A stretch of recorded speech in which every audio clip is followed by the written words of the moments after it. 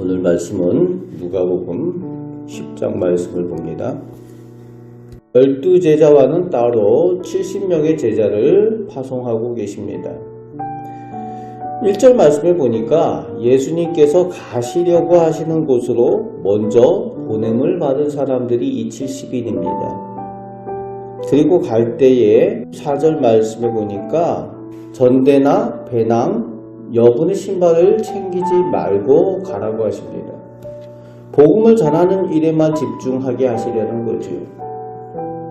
뭔가 필요를 자꾸 생각하고 물질을 생각하고 그렇게 하게 되면은 복음에 집중하지 못한다는 겁니다.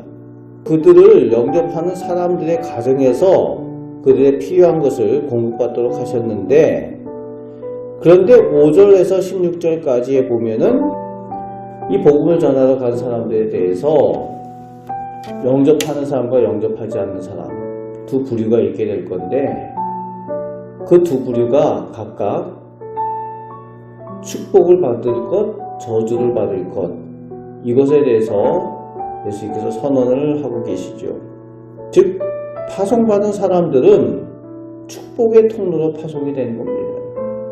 그래서 그들이 가서 복음을 전할 때 그 복음을 받고 영접하면은 하나님의 구원과 평안이 그 가정에, 그 지역에 임하게 되지만, 그들을 영접하지 않고 그 복음을 받아들이지 않으면 받아도 그만 안 받아도 그만 그런 상관이 없는 것이 아니라 저주의 심판이 임하게 될 것이다 라고 예수님께서 친히 말씀하고 계시는 거죠.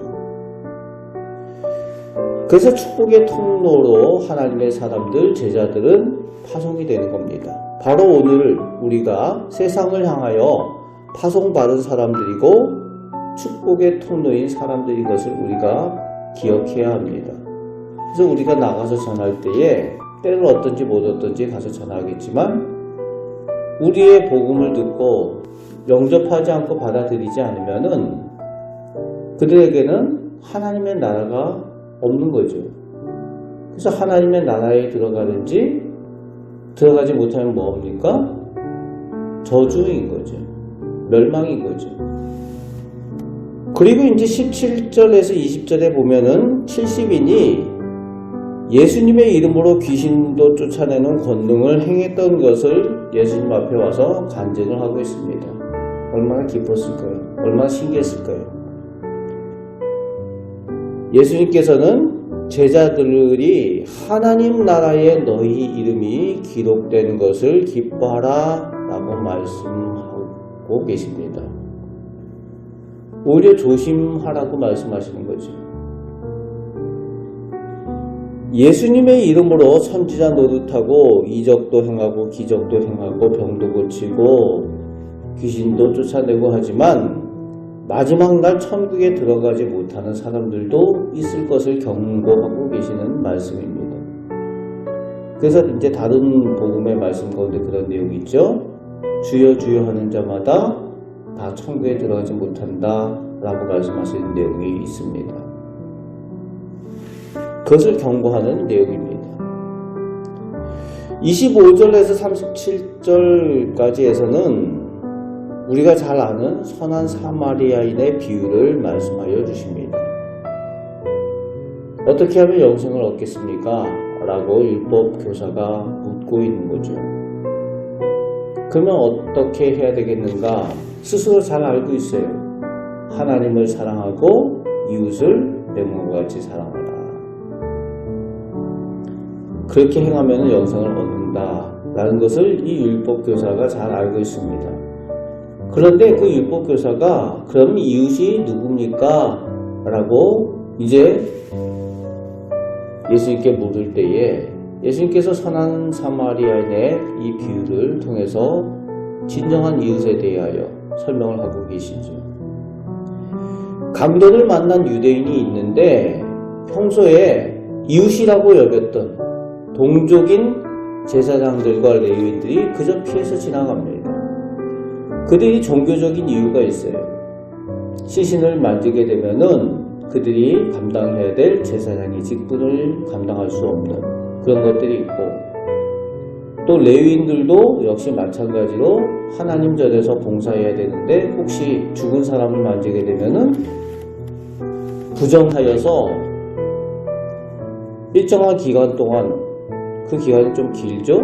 그 기간 동안 성전에서 봉사할 수가 없다라는 그런 종교적인 이유가 있을 수 있습니다. 하나님을 잘 섬기겠다라는 그런 신념, 그것 때문에 죽어가는 사람을 피해가는 거죠.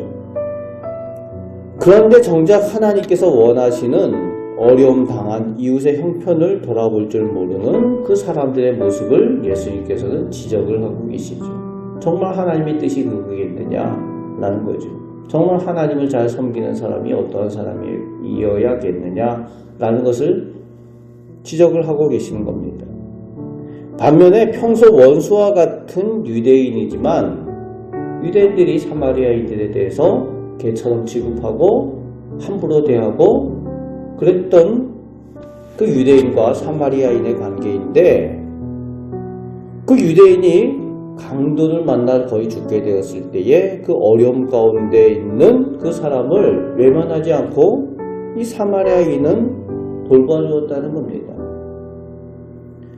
그래서 예수님께서 그 사마리아인의 선행을 통해서 진정한 이웃이 누구인지 깨닫게 하시는 거죠. 영생을 얻기 위해서 무엇을 해야 하느냐라는 율법교사의 질문에 예수님께서는 너도 그와 같이 하라 이렇게 말씀하여 주십니다. 그렇습니다.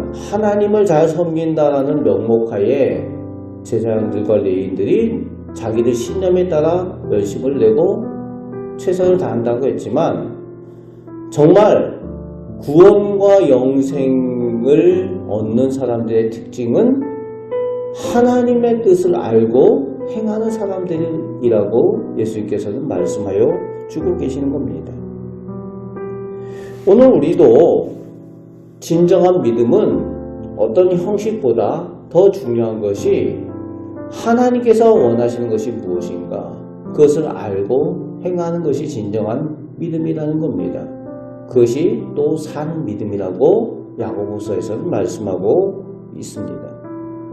오늘 우리가 주님의 말씀을 잘 알고 주님의 뜻을 잘 행하며 또 세상을 향하여 복의 통로의 역할을 잘 감당하여 우리 곁에 있는 사람들이 함께 하나님의 복을 얻고 구원을 얻는 은혜의 사람들로 살아가시는 우리 복된 성도들 되시기를 주님의 말씀으로 축복합니다. 아멘. 기도하겠습니다. 아버지 하나님, 저희가 부족할지라도 저희를 하나님의 자녀 또 주님의 제자 삼아 세상을 향하여 하나님의 복을 전하게 하시니 감사를 드립니다. 아버지 하나님, 주님의 말씀을 귀하게 여겨 순종하는 사람들에게 복을 주시고 은혜 주신다고 하셨사오니 저희가 먼저 그 복을 받고 또 저희 곁에 있는 사람들이 함께 하나님의 복을 누리게 하여 주시옵소서. 주님과 함께 동행하며 승리하는 주님께 인정받는 믿음 다 되게 하여 주옵소서. 오늘도 저희와 함께 하심을 감사드리오며 우리를 사랑하시는 예수 그리스도의 이름으로 기도합나이다. 아멘.